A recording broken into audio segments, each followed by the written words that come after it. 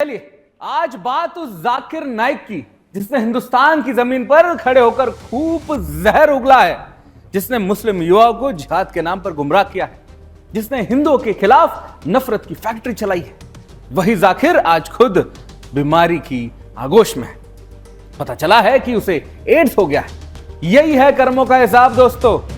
याद कीजिए, यह वही जाकिर है जो अपने पीस टीवी के साथ साथ अलग अलग मंचों से तालिबानी सोच को ग्लोरीफाई करता था, जो कहता था कि घोड़ी और ऊँटनी से संबंध बनाना गुनाह नहीं है, जिसने हिंदुस्तान की औरतों पर तंज कसा, उन्हें पर्दों में कैद करने की वकालत की, औरत को मर्द की जूती के बराबर समझा। यह वही जाकिर है जिसने मजहबी कट्टरता का ऐसा खेल खेला कि मासूम नौजवान ISIS तक पहुंच गए थे। और आज वही जाकिर अस्पताल के बेड पर पड़ा हुआ है, चेहरा काला पड़ा हुआ है। उसके सपनों के 72 उरे अब उसे जन्नत का टिकट दिखा रही है। जिस शख्स ने औरत को इंसान नहीं सिर्फ मर्द के गुलाम समझा, उसके लिए आयरनी यही है कि अब उसकी सारी दुआएं और सारी जन्नत की उरे अस्पताल के दरवाजे तक भी नहीं पहुंच सकती। जाकिर नाइक का सच यही है कि उसने नफरत बोई, आतंक सींचा और इंसानियत को चोट पहुंचाई। उसने मजहब के नाम पर समाज को तोड़ा और औरत को सिर्फ जिस्म तक सीमित किया था। आज उसकी हालत ये गवाही दे रही है कि नफरत का कारोबार करने वाले इनका अंत कैसे होता है। अब आप देख सकते हैं। अब सवाल यही है कि मजहब के नाम पर जहर उगलने वाले ठेकेदारों का यही हश्र नहीं होना चाहिए क्या? दावा किया जा रहा है कि जाकिर मलेशिया के अस्पताल में एडमिट है, HIV पॉजिटिव हो चुका है। अब यह नहीं कंफर्म हो पा रहा है कि इसके पीछे गधी है, घोड़ी है या कोई भारी भरकम ऊँटनी है। सारी थ्योरी, सारी फिलॉसफी, आसमानी किताब वाला सारा ज्ञान धरा का धरा रह गया। कुछ काम नहीं आया बेचारे जाकिर के। उसका तो मोए मोए हो गया। उसे समझ ही नहीं आ रहा कि हुआ कैसे। अबे इंसानियत के दुश्मन, जो गड्ढा तूने अपने कौम के मुरीदों के लिए खोदा था ना, तो उसी में जाकर गिरा है। लेकिन तेरी आंखों पर चढ़ा दीन का फर्जी पर्दा इतना जल्दी नहीं उतरेगा। तू इंसान ही नहीं है, तेरा कोई मजहब नहीं है, तूने नस्लें खराब की है, तेरे पापों की फेहरिस्त बड़ी लंबी है। अभी तो शुरुआत हुई है, आगे आगे देखो क्या होता है। चलिए थोड़े इतिहास के पन्ने अब आपको पलटा के दिखाते हैं और आपको जाकिर के पापों की पूरी सीरीज दिखाते हैं। देखिए इस खास रिपोर्ट में।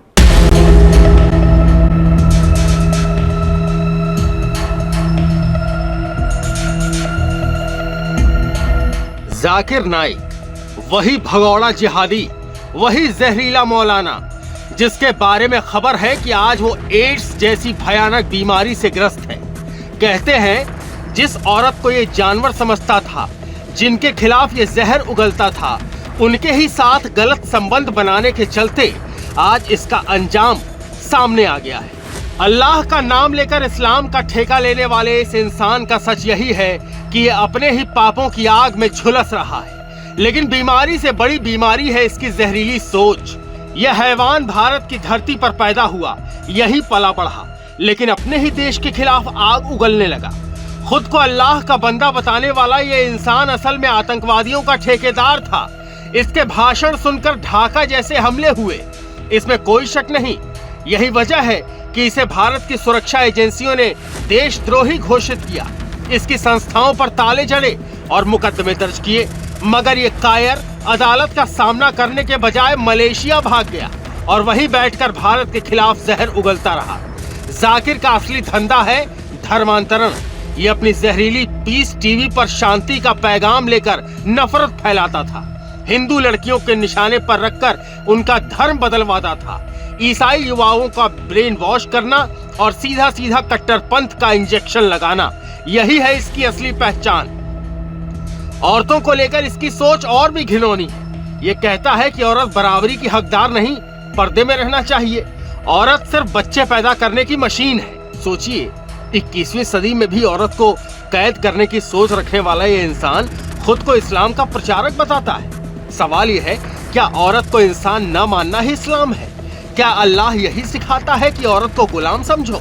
नहीं, ये है जाकिर नाइक जैसे कट्टरपंथियों का एजेंडा, जो इस्लाम के नाम पर औरतों को दबाते हैं। भारत को सावधान रहना होगा, क्योंकि इसकी जहरीली सोच सिर्फ अफगानिस्तान या पाकिस्तान तक सीमित नहीं है। इसके वीडियो, इसकी किताबें, इसके भाषण आज भी भारत में कई जगह छुप छुप कर चलाए जाते हैं। कई मदरसों, मस्जिदों में इसका जहर अब भी फैलाया जा रहा है। अगर समय रहते सख्त कार्रवाई नहीं की गई तो अगला ढाका हमला दिल्ली, मुंबई या बेंगलुरु में हो सकता है। जो महिलाओं को जानवर समझे, आतंकवादियों को प्रेरित करे और भारत के खिलाफ खुलेआम जहर उगले, उसे मौलाना कहा जाएगा। अगर इस्लाम सचमुच शांति का मजहब है तो फिर जाकिर नाइक जैसे जहर उगलने वालों को क्यों बर्दाश्त किया जा रहा है?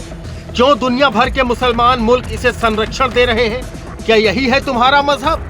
आज भारत को चाहिए कि इस भगोड़े को वापस लाए, अदालत में पेश करें और इसे सख्त से सख्त सजा दी जाए, ताकि आने वाली पीढ़ियां सबक लें कि मजहब के नाम पर गद्दारी करने वालों का अंजाम यही होता है। जाकिर कोई अल्लाह का बंदा नहीं, भारत का गद्दार है। यही है जाकिर नाइक का असली चेहरा, इंसानियत का दुश्मन, औरतों का अपमान करने वाला, आतंकियों का प्रेरक और आज अपनी ही गंदी करतूतों की वजह से एड्स की बीमारी से तड़पता हुआ एक नपुंसक भगौड़ा। Bureau report, Sudarshan news. दोस्तों, ये कहानी है उस जाकिर नाइक की जिसने हिंदुस्तान की जमीन पर खड़े होकर नौजवानों को जिहाद के नाम पर मौत के धंधे में झोंका था, जिसने हिंदुओं के खिलाफ नफरत का कारखाना चलाया था। ये वही जाकिर है जो मजहबी फतवों को उसका सौदागर बनता था, आज अस्पताल के बेड पर पड़ा है, बेबस, लाचार और अकेला है। ना उसके कोई फैंस है सो कॉल्ड, ना लंबी चौड़ी भीड़ है। अब बता जाकिर, कहां गई तेरी 72 हूरे? क्या तेरी मजहबी ताकतें तुझे बचा नहीं पाई? दरअसल जाकिर को उसका खोखला ज्ञान ले डूबा है दोस्तों। आसमानी किताब के लिए उसका समर्पण उसे ले डूबा है। उन लाखों लाचार औरतों की हाय लगी है जिन्हें तूने मर्दों की जूती समझा था। उन ऊठनियों, घोड़ियों और गधियों का पाप तुझे लगा है, जिन्हें देखकर तेरा वैश्यपन जाग जाता था। तू मजहब के नाम पर नफरत की खेती करता था ना। तेरे जैसों का यही हश्र होना चाहिए। है कोई जवाब कि अल्लाह का बंदा भी एड्स की चपेट में कैसे आ गया? भाई द ग्रेट, क्या जाकिर को हिंदू देवी देवताओं के अपमान का श्राप मिला है दोस्तों? क्योंकि यह तो साफ है कि अय्याज जाकिर का जहन्नुम वाला बैकपैक हो चुका है। अब तो वीजा लग गया है, स्टैंप हो चुका है, इमिग्रेशन हो चुकी है। अब माथा पीटता रहता है बैठा, खूब तकरीरें कर, जहरीले भाषण देता रहे, लाउडस्पीकर लगाकर बांध जो कर सकता है जोर जोर से। देख तुझे बचाने आखिर कौन आता है, देखते जा।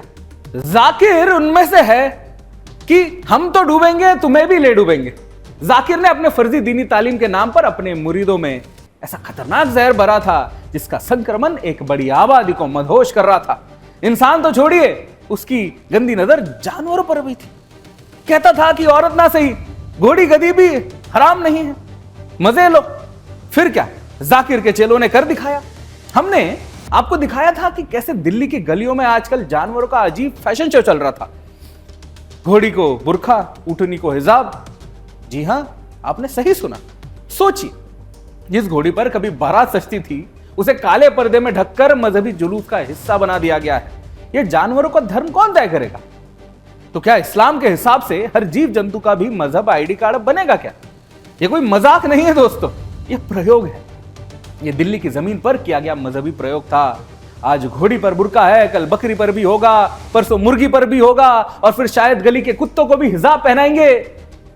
यह नया जहर फैल रहा है पशुओं का, और यह पशुओं का इस्लामीकरण है।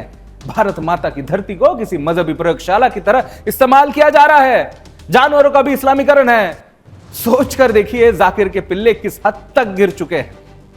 जाकिर ने पूरी पीढ़ी को गुमराह किया है, वो भी आसमानी किताब का रेफरेंस देकर। यह जिद भारत को कहां ले जाएगी पता नहीं।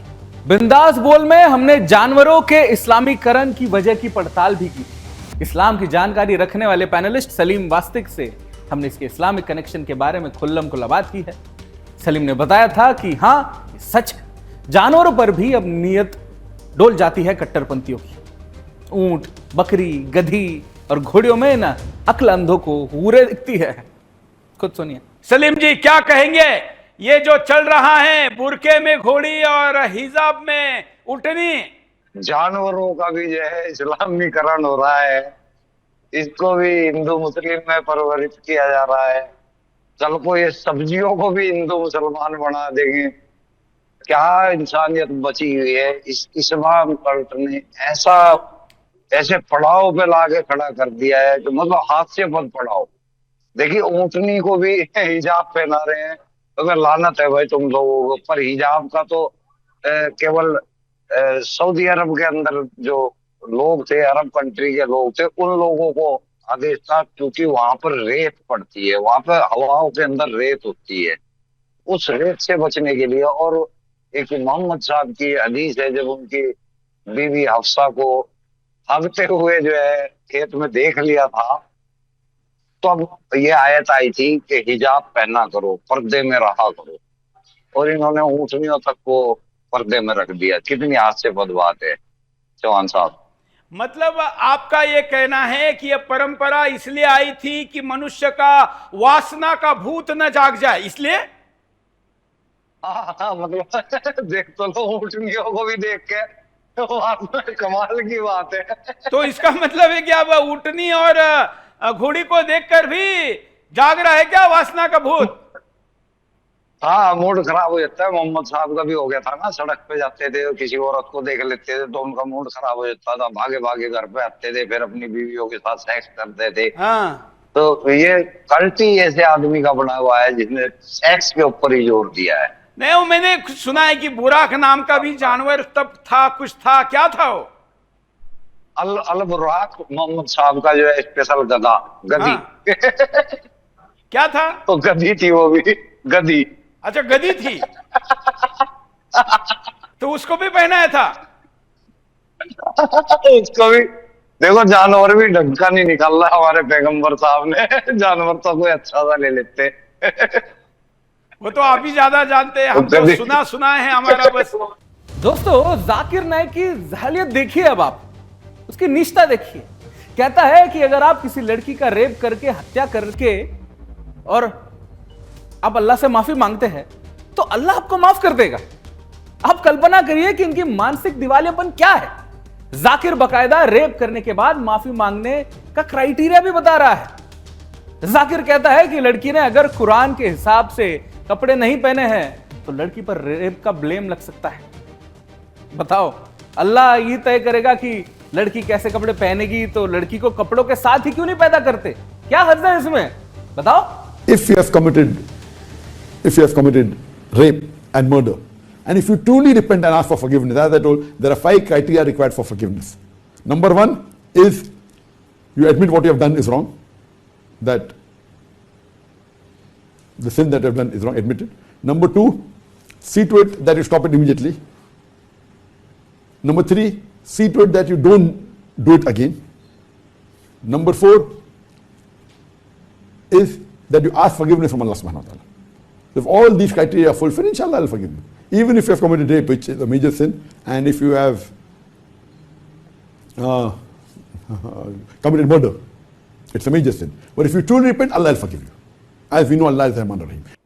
दोस्तों, ये मेंटल ना जाने कैसे इतनी बड़ी इस्लामी जमात का मेंटोर बना बैठा है। इसकी अलग ही दुनिया है, अलग ही फैंटेसी है। ये अपने फैंटेसी को कोट करके इस्लामिक जामा पहना देता था और लोग उसे सच मान लेते थे। एक बार इसने कहा कि अगर कोई न्यूज एंकर मेकअप करके समाचार पढ़ रही है, किसी मर्द की नीयत उस पर ना डोले, हवस ना पैदा हो, तो उसके अंदर मेडिकल प्रॉब्लम है। सोचिए इसके विचार कितने घटिया और बेशर्मी वाले हैं। सूरा नूर, सूरा नंबर 24 आयत नंबर 30 में कहा गया है कि मर्द को गुज़रे बसर करना चाहिए। मिसाल के तौर पर कोई भी ख़वातीन को देखा और कुछ गलत ख्याल आया तो उसे गुज़रे बसर करना चाहिए। टीवी के ऊपर अगर एक न्यूज़ रीडर आधे घंटे के लिए न्यूज़ दे रही है और 20 मिनट वो टीवी के ऊपर है, अगर कोई आदमी वो औरत को देखता है मेकअप के साथ, उसके दिमाग में कुछ नहीं होता है तो डॉक्टर के पास जाना चाहिए। कुछ प्रॉब्लम है आदमी में। आप लड़की को 20 मिनट तक देखिए, आपके दिल में हलचल नहीं होती है, मतलब आप मेडिकली बीमार है मेरे हिसाब से। वो अलग बात है, इतनी हलचल होती है, आपको आदत हो गई तो हलचल कम होती है, उसका मतलब नहीं क्या है, हलचल होना ही चाहिए। नहीं है तो आपको साइकेट्रिस्ट के पास जाना चाहिए, कुछ तो बीमारी आप